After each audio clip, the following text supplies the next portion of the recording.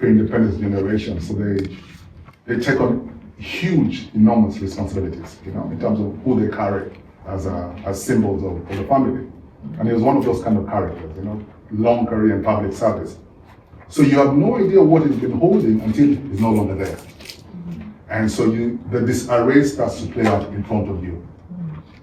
Now, over the years, I've been to funerals. I've been to my grandfather's funerals, but always from a distance. You come at the day of the burial, so you engage with that, but never quite. It's happening to those people over there. It's happening to those old people. And for the first time, it's happening to me, and I have no language for expression.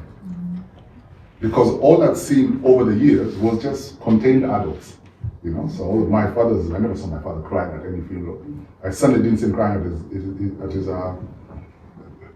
burial of his own father, my grandfather. So this is what we knew. You contain yourself and you engage yourself in duty. What are the roles you need to do, apply yourself. That was the script. The difference, though, I started to notice is we who were kind of socialized into modernity and urbanism, who then grew up in the city, we had a very different posture in our own grief. Those of my cousins who now lived in the village, who grew up in the village, in Kenya we have this thing, we say, wachilia. They let it go. And I write the story of my cousin called Jim Manyang, who unfortunately also passed. Jim Manyang was a stoic, It was, if you ever caricature of a Gor Mahia fan, like a stoic man. And he just lost it, like almost the point of it's chaos and ruling almost. And I'm looking around and I'm seeing all these men just like losing it. And it's for the first time I realized, oh, it's okay. And it's not even okay in the sense that you will yourself to, but the force of the emotion is so strong that you find yourself swept in it. And so it took a lot of, and so that's why I started examining. And when I started examining in the context of the book, I asked the question, why are we like this? And ultimately it's a power of example, and it's how we socialize to deal with grief and loss. Because the idea, first of all, is not even accepted. We live in constant denial of it. That means our lives are limited because we don't live in preparation for it. And so therefore, when it happens, our first instinct is denial. And then secondly, we're from cultures where the only rule in the town is stoicism. Hold your frame upright, and so everybody doesn't break down. Because the belief is, and that's the irony of it, is that in breaking down, you lose it and you might drift and never come back, in your grief. But what I learned, humbling, through all of this journey, is that actually it's the other way around. Is when you actually go into the breaking of grieving is where the true strength arises. So what's interesting also in the book is not only do you talk about that part of grief, but you also talk about now the characters, like you mentioned, whispers. Yeah. So you also mentioned people like, do you remember Mzee John? Remember? And you remember how we all were waiting, loved watching him, and we saw him as a big figure in Kenya. He was in the 90s. They are the ones who began comedy for us in Kenya. And when you see those characters, like it's whispers or Mzee John, and then you find out that later, of course, everybody gets old or gets sick, and how they died, and how it happened, how they died, and the people you would think you watch on TV and you think their lives must be good, but died with huge hospital bills and all these issues, and you reflect on that too. When you were researching these stories, how did it change your perspective of legacy, and what happens when you are this person when you're alive and different when you're dead? Yeah, it's almost this tragedy of heroism. In Kenya, and it's like the rest of the world, but Kenya in particular is notorious for it. We love you, then we forget you. And then you die, then we love you again. It's just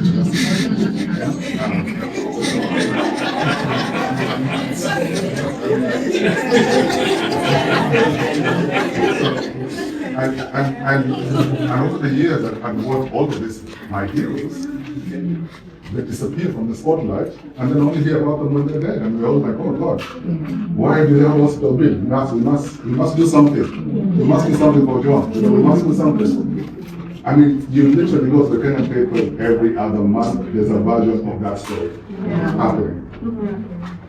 So it forced me to really, because I mean, in a way, you're kind of in the public space, you know. So this happens, you have no control over how the public views you, and sometimes you occupy a rather larger than expected role in the public psyche. And so there's two great men for me, in particular because of my profession. So there's for context, there's a man called Mzee Ojwang, Benson Manjao. And the reason why he's particularly, I think he was completely underrated in terms of people don't quite understand the significance, is that Ojwang comes up to the time. So first of all, we're just moving into what is becoming public TV. We're moving from a single station, which is the Voice of Kenya, to now multiplicity of channels. All right? So in terms of core comedy, which is slapstick comedy, he becomes like the father of it. He's the first universal character within Kenya that everybody can resonate with. But he's also doing something quite political at the time. He's managing, so his character type is that he's one man from one ethnic group acting as somebody from the other ethnic group. He personifies that character so well that we don't even realize that we think he's a Luo man. He's actually Kikuyu. So all over the years. And if you understand Kenya's history, there's a lot of political rivalry between these two groups of people, right? And that's quite toxic in ways. But Ojwang is navigating it in a way that allows everybody just to laugh at themselves completely. And as a result of Ojwang, all of the character casts that come after him take some version of that.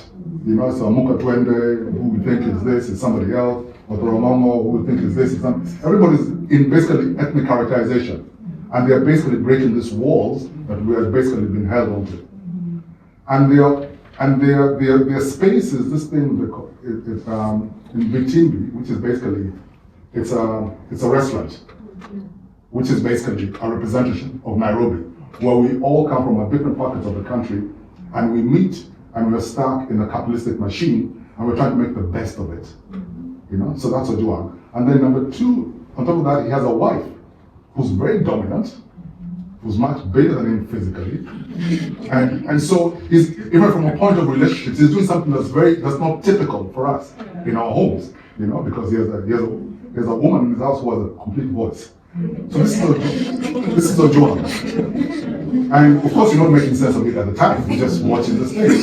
Years later when you reflect and think, oh man, this man has basically shaped our psyche. And so he goes on and basically the result of him, a whole genre of comedy emerges after him. You know, so now that Kenyan slapstick characterization, it's all from, he literally is the godfather, he's the first. So now we've got this whole generation, Churchill, Eric Omondi, whole bunch of amazing comedians in the Kenyan space. But Ojwang's story is tragic in the sense that he hits the peak of his career. The same organization that he helped build and work with for a long time, basically kind of ease him out, you know, ages him. Anybody who's over 50 years can relate, you know. After a while, it's like, hey, there's nowhere to go. Just, you know, go, you know. Go retire. Don't you have grandkids? You know, so this is what happens to Ojwang. And then he gets this big medical, and then of course because of our challenges with our health system, he dies in a way that I thought was quite undignified. You know, and the same thing happens to Wahome Mutai, who's our first satirical writer, like basically what you call a national columnist. If you ever had a proper national columnist, one that everybody read across generations. But Wahome Mutai is more than just a columnist. He's a radical columnist. At a time when we're living in a period of tyranny, he's able to basically voice the reality of the country, but through satire. And he's doing this column for 25 years. So that's a long time, you know? Yeah, so he's been around. So he's literally a figurehead. And then he's also doing theater, and he's a man who is also incarcerated for his political consciousness. He spent time in torture in chambers, you know, and comes up with his writing. Wahome Mutai dies he had gone to literally have a non-cancerous thing, yeah, removed from his thing. And he goes into a coma 133 days and he dies. And so I'm looking at all of these guys and I'm thinking, okay, so this is their fate. And then that same story goes on to sports stars, and sports stars, a whole bunch of people. And we tend to kind of lean in Kenya towards more the political figures. We forget about the contribution of the cultural artists and the sports stars in terms of what their contribution is. So this was really my attempt to start saying that we need to start paying attention to these people. But more than that is, for me, the real reflection was like our lives. We have to start paying attention to how we live our lives, in the sense that if you are poor, I call it now, I found a term for it, I call it career grief. This idea that your identity in terms of professional career completely encompasses you, that when it ends, you started dying a long time ago, you know? And I saw this as the fate of a lot of our heroes, that and a hero's journey is brief. You know, they have a moment, you know. Eliud Kipchoge, he's taken us to, you know, break under 2 hours, first man to do that. This number of gold medals, marathon championships. Now he's no longer winning. What's the story? Oh, retire, slow down, go home. And then for the person in that position, how do you allow yourself to die to that life, to continue living? And for me, that was the lesson of all of these heroes, you know, that yes, you could have been in a public persona in that way, but that life ends, but life continues on. And so you must find that second life to continue. Yeah.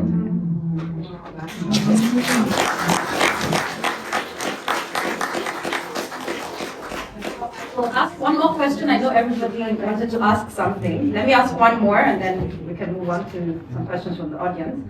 One that really shook me because, you know, when you had a conversation with your nephew at the end, it touches me because you're talking to the young generation. And he was having a conversation about a DJ in Kenya called DJ Lithium who committed suicide. And died by suicide, excuse me. Yes, that's very important, died by suicide.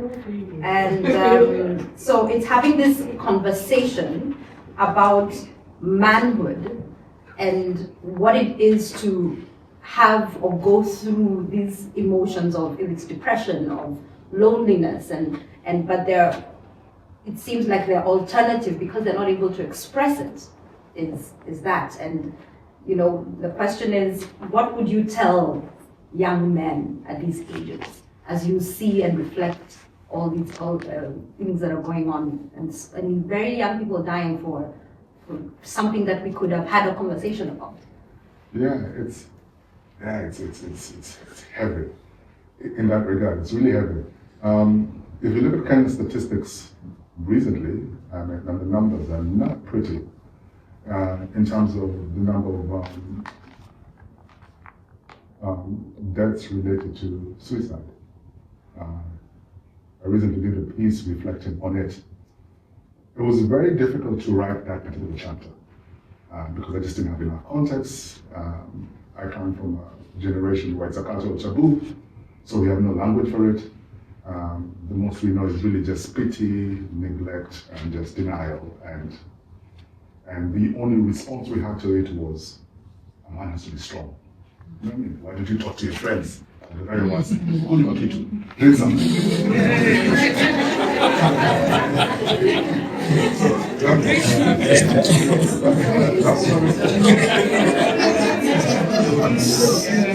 That's all we knew.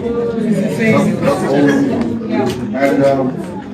And so when some context for this particular reference, she Attila is making, is that I'm out here and my cousin calls me and it's winter and it's like, hey, how are you guys surviving the winter? You know, like it's in our CVs these days. Now if you have done 2 years in Europe, you put it in the CV that you survived winters. And you do it. And that's the kind of, and it tells me about this young man who who starts talking in this tragic way. And then he goes on to this monologue of, because it's about, at the time, I think it's about his mid-20s, so this is like his age mate. And he goes on this idea of, I've got to be tough, people have to be tough. This thing of, just checking out, not right. You've got to be tough. And I'm listening to him, and I want to critique him, but at the same time, I start to really listen to him. I'm saying, what is he really saying? And I realize this is all he knows. And when I ask myself the same, I realize, okay, that's all I know. What advice did I really give him? And so, at the time, I started by just telling him that I started speaking about the illusion of strength. And I found in the story a perfect analogy, which was there's the big Californian redwood, which can withstand all kinds of storms. It can withstand all kinds of the amazing fires that sweep through the Californian plains. But the amazing thing that was really bringing down was a really small beetle that was barely the size of my thumbnail that was now destroying this whole redwood forest, a small beetle. And I was trying to tell him, that's the illusion of strength.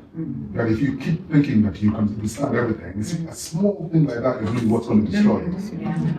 But as I reflected deeper, and I find that particular chapter, I didn't have the breath to kind of grapple with it. I found over time now, I've had time to reflect. And I've thought of the whole phenomenon of suicide as, I think the conversation is limited because it's always on the individual. So when we talk about cases of suicide, we take it from an individual perspective. But we're supposed to start looking at it as a public well-being story. And I started looking at suicide as basically a break, like a short circuit, like something that's broken. And that was just the most vulnerable person that was taken out, which means it should be a warning sign for all of us to start checking. So to move out of this idea of the individual responsibility, but to think about it communally. And the knowledge that came to me was literally a simple public health one. And there's the story told of, interesting enough, I think it was a Hungarian doctor who was based in Vienna at the time, in the 16th century. But he's the man who discovered this whole idea about washing hands. You've got to wash it. Yeah, similar. Yeah, exactly. Yes. What washing hands. And so when I came across this story, and for those who might not understand the story, was what was happening was that there was two groups. There was midwives and there was medical professionals, and what would happen is that when there was a disease problem, the same doctors who were dealing with the midwives would come and help in the bathing process, and of course they would not wash their hands, and there was a high mortality among the kind of the professional cohort, while the midwives had a very kind of lower death rate. And when they made the correlation, when this guy made the research, he said, oh, actually, you know what? We just have to wash our hands. And but in the beginning, when he said it, it wasn't immediately taken because it meant it became an accusation on the professionals. What are you trying to say about us? And in a way, I find that is our challenge when we address suicide, because we have left it to the professionals, to the experts, to the counselors, to the wise ones, Yet it's a collective responsibility. It's all of us. It just shows that somebody was vulnerable and they fell off. The job for us is to reorganize ourselves. The reason why it's so hard is that each one of us have to start looking out for each other. Yeah. And so the whole idea of family then changes from what we imagine as the immediate nuclear family to ultimately the Utu principle, which is Ubuntu, which is everybody's family. All of us, our workspaces, our neighborhood, everywhere. That interconnectedness becomes an imperative that makes it almost more difficult for someone to fall through the cracks. Because the reality of suicide, as anybody knows, I'm here but I'm gone, famous song by Curtis Mayfield, is that's just the last point. But they are gone from a long time. And they're going, and finally they just find a trigger. So what we focus is on the end point. Yet, when did they start to get broken? And how then, as a collective, do we manage it? So for me, that's the challenge that, as a society, we are forced to confront with. And to move away from this individual stoicism of that individual must do something, and look at it as a collective responsibility. Yeah. Well, thank you so much. So,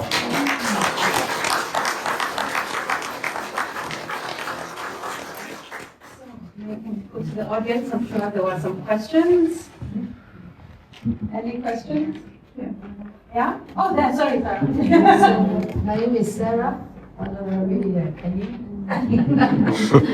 When I listen to you, it's surprising because you were saying in Kenya, but I could hear Nigeria in that. I could hear Ghanaian in that. You speak to anyone in Africa, you hear the same story, where especially from the men's perspective, you are told to be strong. The idea of not showing your emotion shows your strength. But at the same time, they're asking you, we are very religious people.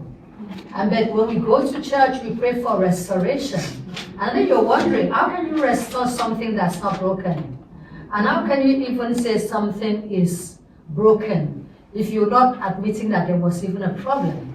And so we need to, from what you're saying, I'm hearing you, is that we need to start from a point, before we ask for, or before we seek for restoration, we need to start from a point of admitting that we are broken. Because if you don't break, you cannot restore what is not broken. And if you don't admit to it being broken, you cannot even start the process of restoration. So I'm really looking forward to reading the book, and glad to be here. Thank you very much. Anyone else have a question? You want to ask later? Yes, question. When I look at the wall right there, and I see 5 figures, and 3 of them are dead, they're gone, our former president.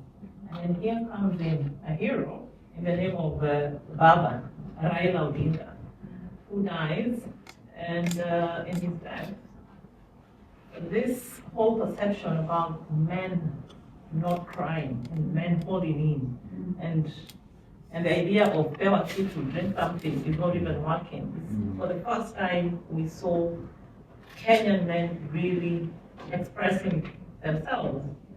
And then you talk about going back to the book, and your chapter of Baba's gone. So I'm curious to know, when you went back and you were reflecting, what did you find?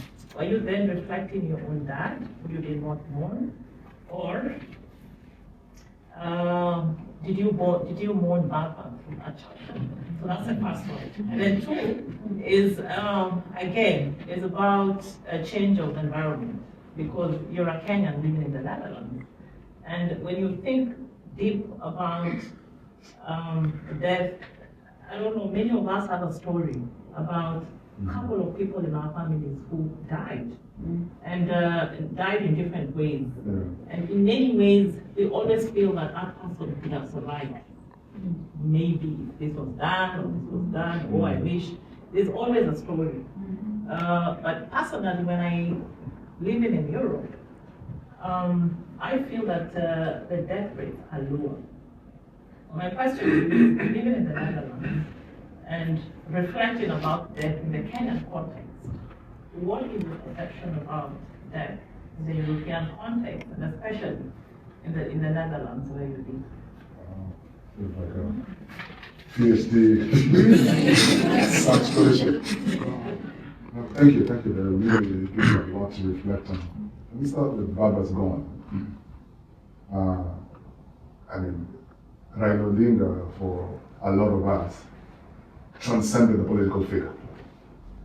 He was more than just a politician. Especially when you come from my part of the world, which is Western Kenya.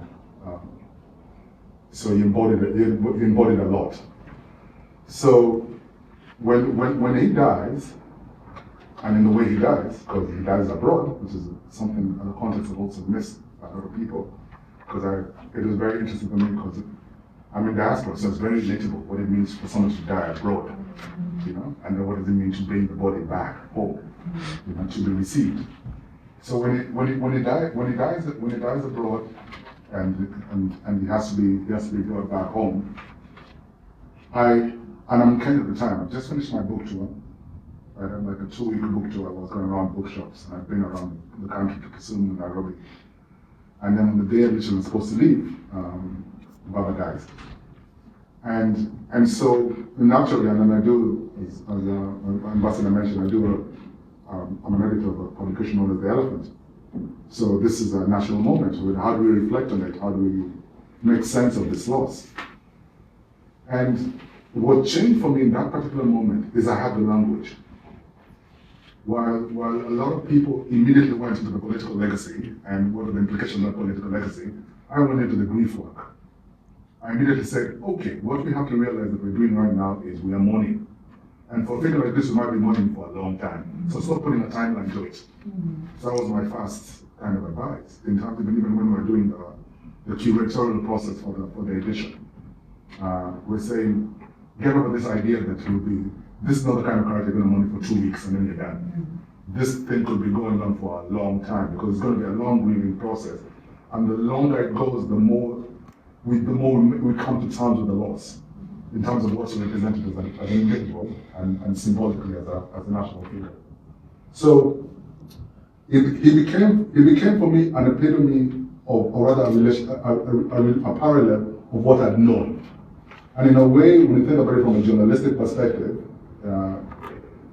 it's sometimes you do something very early in your career that prepares you for a moment, and you never make the connection.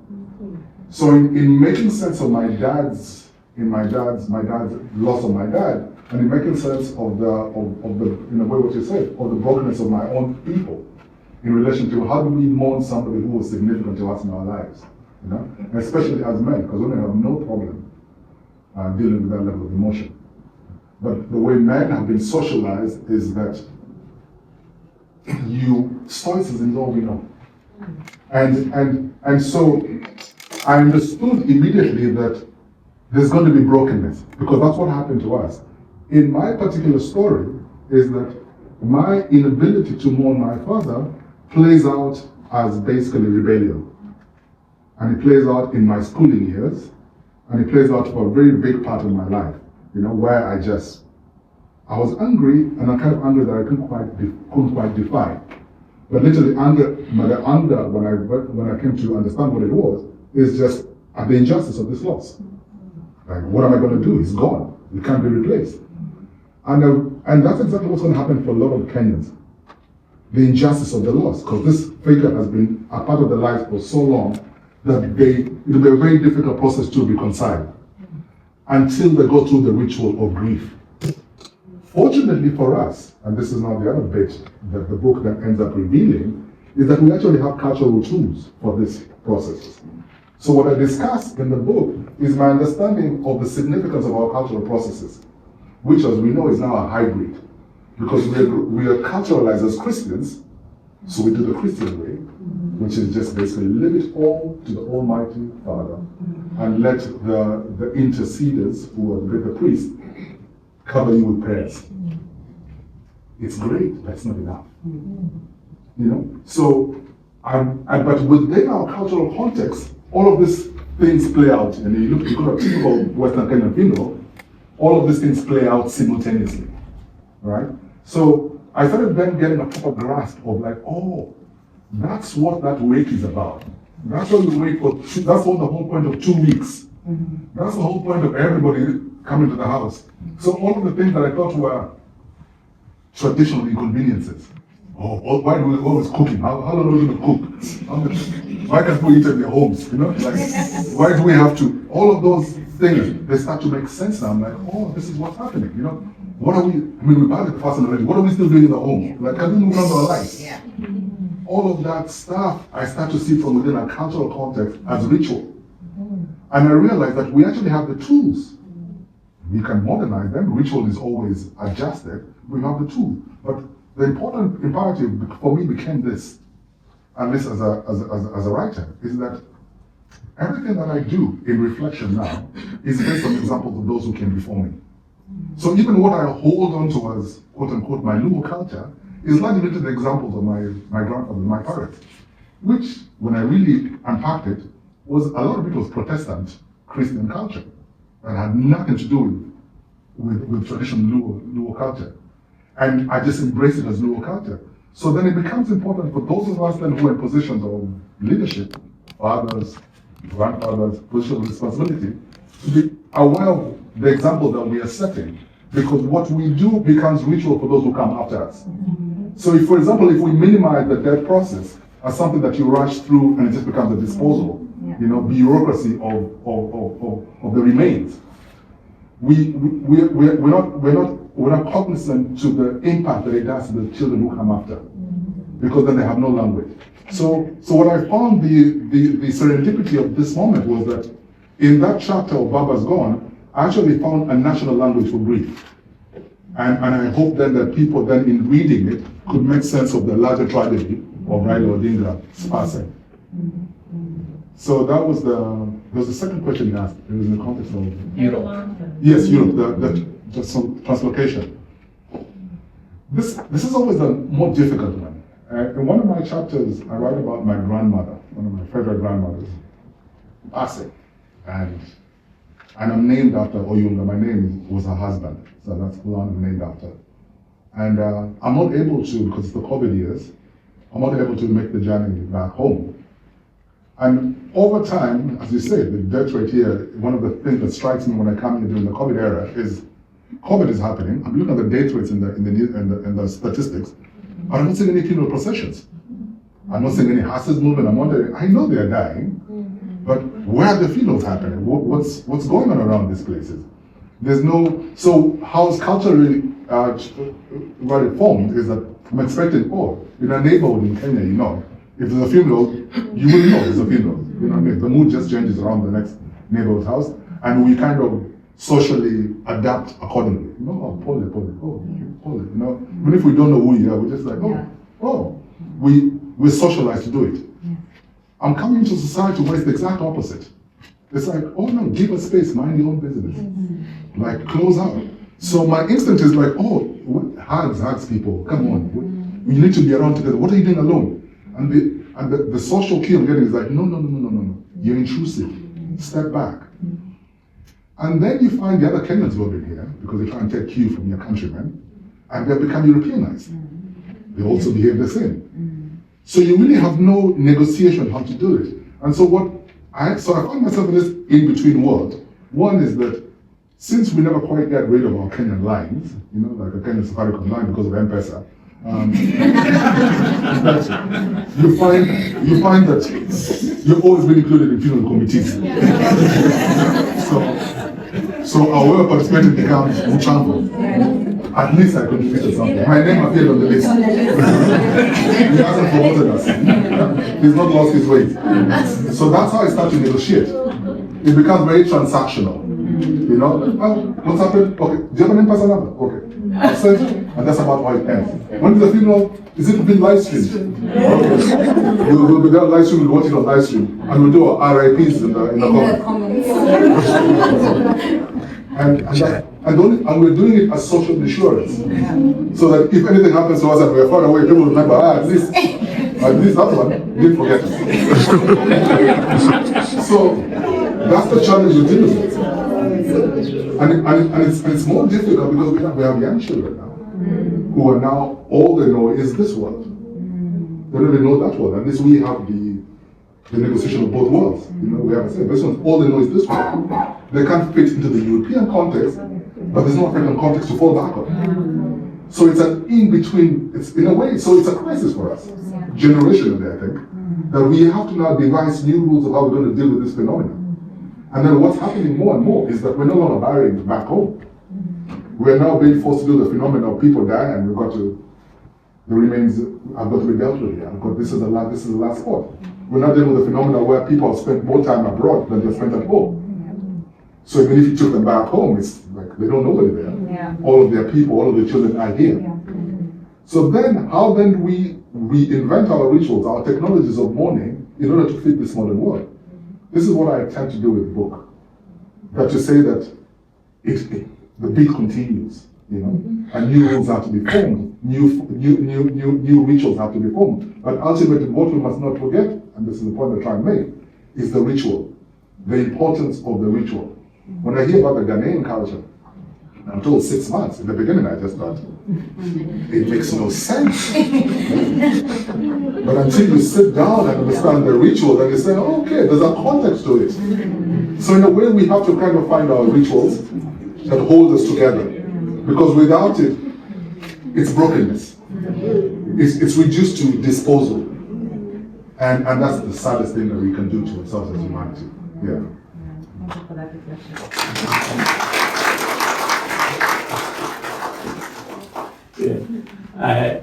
Thank you very much. I also, like others said before me, I look forward to reading your book, and congratulations for writing it. I just wanted to reflect a little bit on some authorship issues. One thing I agree very much with you, and I like very much about what you said. Yeah. You said many things that I like, but one of the things you said that I like very much is that you said the audience owns you.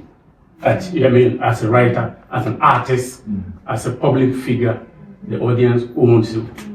And they can own you in good or bad ways. They can own you, and I'm sure in your case, from the way the Kenyans are reacting, you've been owned in a very good way.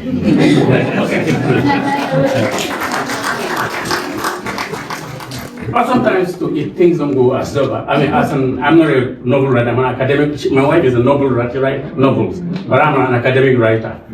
When I write, and depending on the way the book is received, in my next book, I try something, what I call repair strategies. I try to address, especially if the book was reviewed by some people. So I just wanted to come back to you on this issue of audience ownership. And I wanted to ask, for all these 10 years, have you tried to repair? I mean, have you, in some of your work, did you try to repair certain things that you were not understood? I mean, for earlier columns, do you have some repair strategies in your work? Yeah, actually, now that you give me a term for it, the book is a repair strategy. That's a very good. I didn't have the language for that. I didn't realize that's what I was doing. Yeah. But the book is a repair strategy. Yeah, because I write, and it was so difficult to, and not is not a bad thing, you know, it's in the sense of it's good to celebrate it. But of course, it came with a kind of, there's an intensity to it. And I know this is the pre-internet time where everybody writes to the editor. And so there's a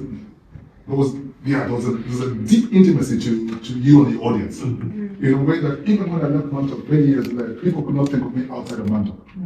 Almost about, why have you stopped writing? I've been writing other things of writing, other beautiful work. Why have you stopped writing? Why aren't you writing Montauk? When are you going back to Montauk? You need to bring back that column. Why are the old columns? Put them together.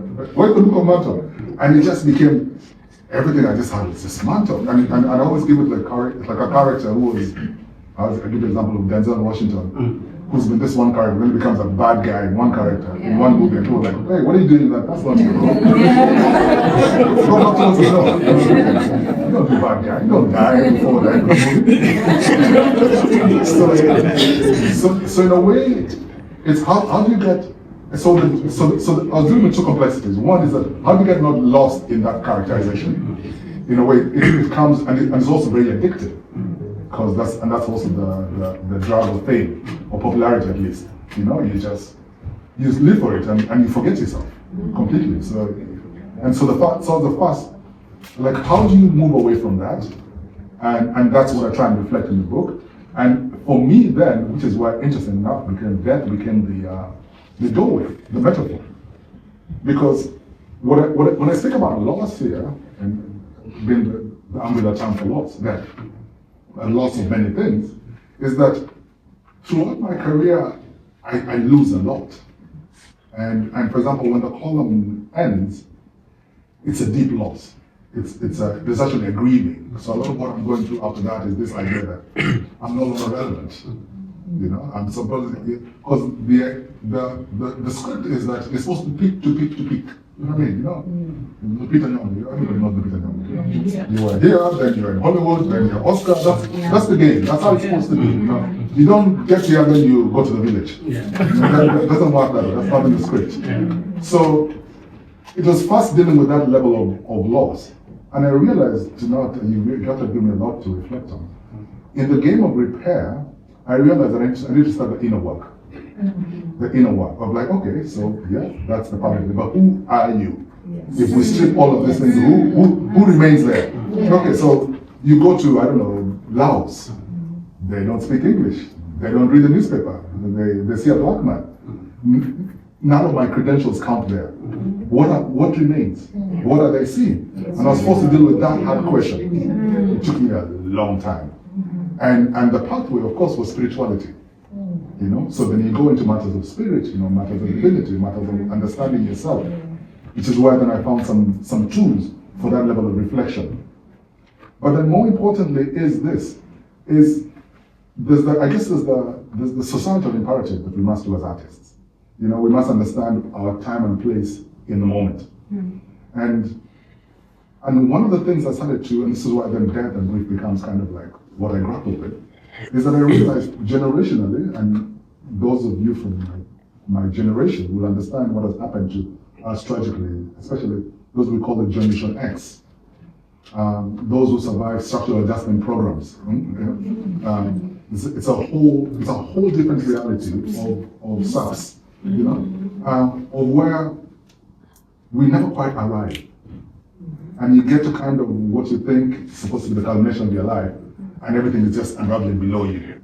You know, and if you think about it from the metaphor of a country, is that we're supposed to be here, but it's as though we're going back to 1960 problems. You know? And so this kind of becomes, it's playing out in different levels, not just in my life, but in how I'm seeing in society. So then I realized that then in going through reflecting on death, I realized that the real gift of it is the reflection on life. Because we can pontificate about how somebody dies or how they live, but the thing that we do with deep insight is how did they live? That's what a eulogy is. And the problem with the eulogies, as we reflect on it, we're reduced to work histories. So if you look at somebody's eulogy, it's like, oh, okay, worked in the embassy in Vienna, that's very appropriate, went to school here, that's real work history. Everything else is forgotten. So my attempt here is to understand, like, what is the mundane aspects of life that truly count, that really endure? What is it that we remember? And it's actually the experientialness, the presence of living, the ability to be present a moment like this. That's really what counts. But how do you communicate that?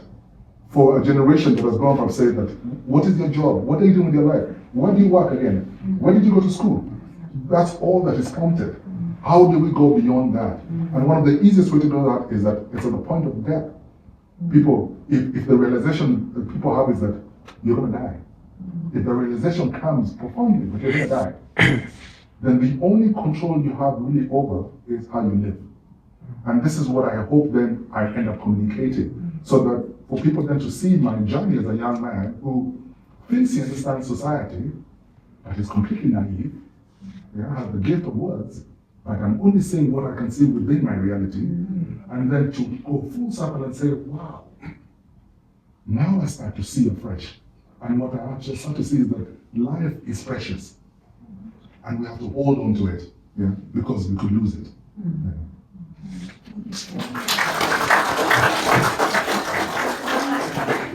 I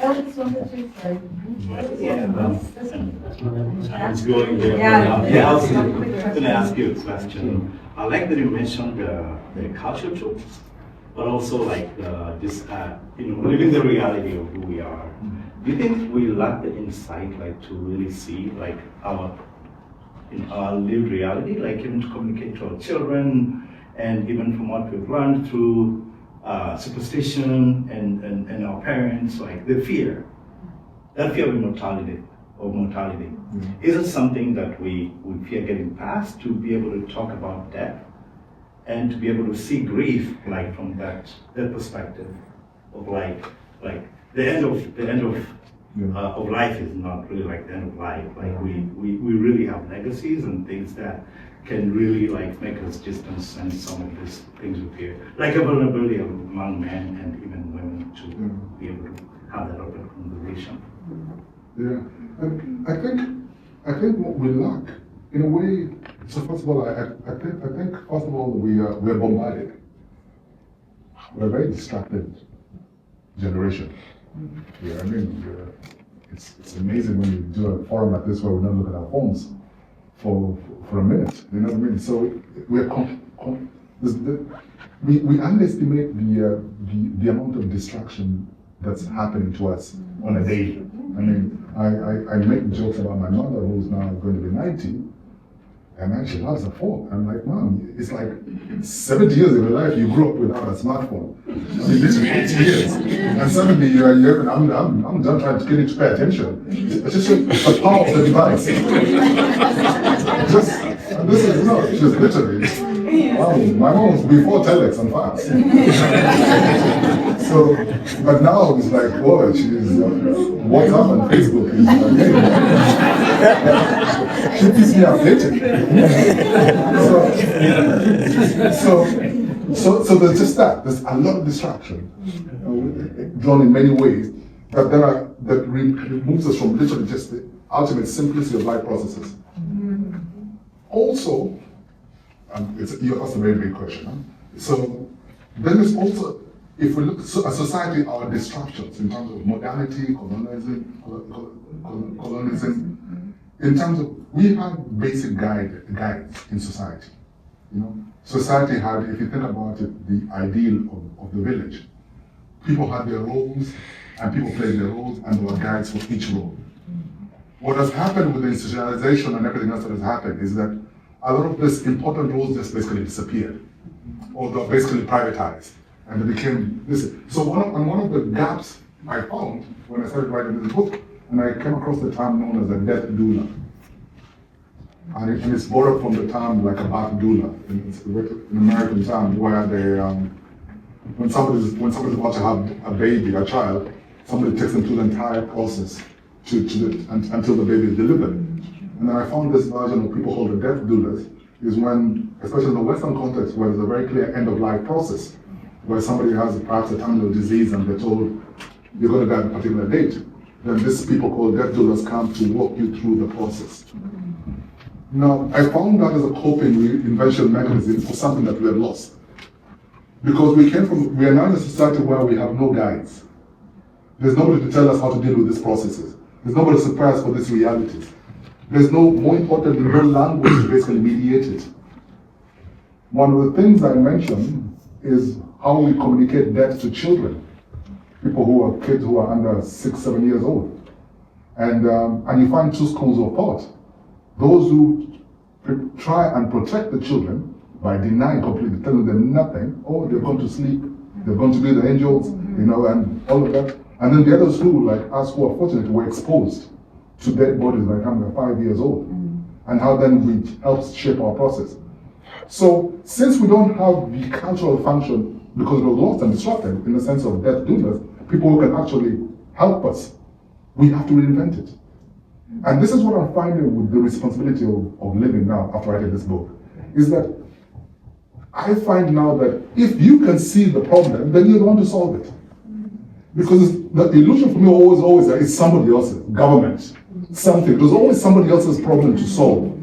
And over the years I've come to realize that, hang on a minute, you know what I'm talking about this problem. So clearly I've always been thinking about it. So do something, give us some ideas. Hence, we go back and we write. And in a way for me that I think would be my encouragement for everybody is because you look at this brokenness in society in its many ways, but you can see it clearly. So you have to step into that gap. It might not feel impactful at the time, but over the years people appreciate what you've done. Because it's always a thread. Somebody always does something small and somebody else builds up on it. Yeah. Thank you. Thank you so much. Unfortunately, we'll have to end our conversation here, but it doesn't end here. Oyunga has his books outside, and he'll sit there, and you can buy a book and talk to him and ask him your question that you want, and he can sign the book for you. We are so happy to have you here. Thank you so much for coming. This has been a very insightful conversation, and more importantly, having, as I'm saying, me as a mom of a 17-year-old, being able to have men having a conversation about emotions, about grief, about how it is that we are also as a man allowed to go through that emotion, to go through that grief, and to learn from it and to express it.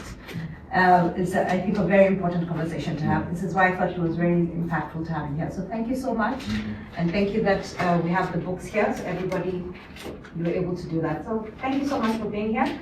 I will now invite Koki to give us our final thanks. Thank you so much.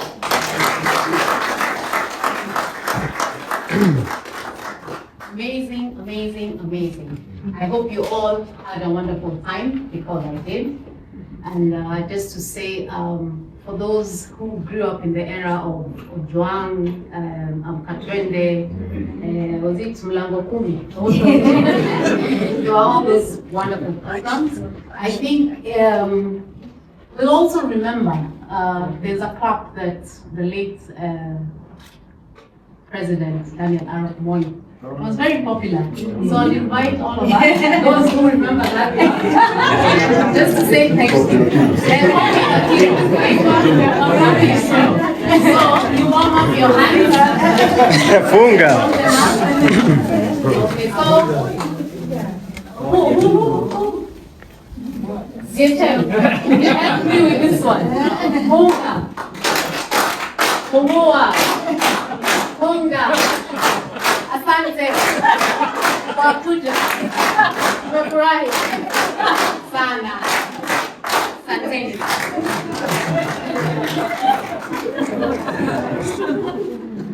Your Excellencies, distinguished guests, ladies and gentlemen, on behalf of the Embassy of the Republic of Kenya in Vienna, I extend our deepest gratitude to each one of you for gracing this evening of memory and cultural dialogue. Your presence has enriched this occasion and reaffirmed the power of literature to unite us across nations, cultures, and experiences. We are profoundly grateful to Mr. Oyunga Pala, whose remarkable work, Strength and Sorrow, Reflections of the Ones We Lost, has provided us with a lens through which to reflect on grief, resilience, and the shared humanity that binds us all. His words remind us that storytelling is not only an art, but also a form of diplomacy, building bridges of empathy and understanding.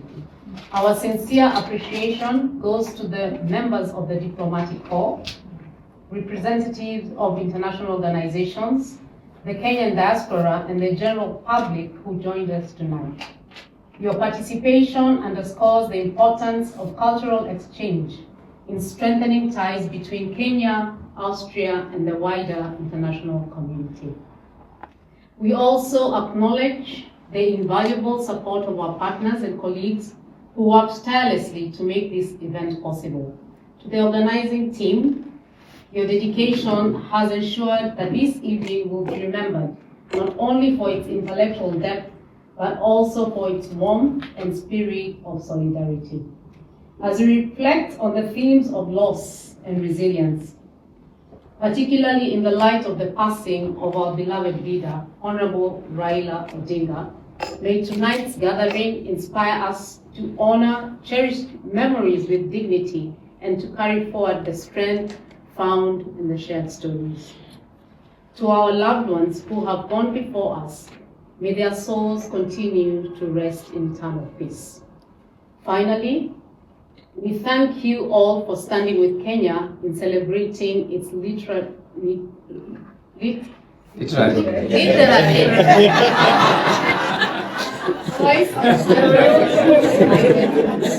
May this evening mark the beginning of many more opportunities to engage in dialogue, foster understanding, and deepen the bonds of friendship between our peoples.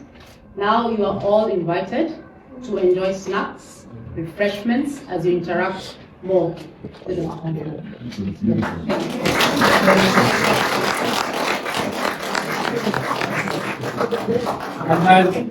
Thank you very much. As we exit, and since Oyunga has invited us to think about crafting new tools, I want to, please get me a glass of water. I want to toast, to suggest a toast.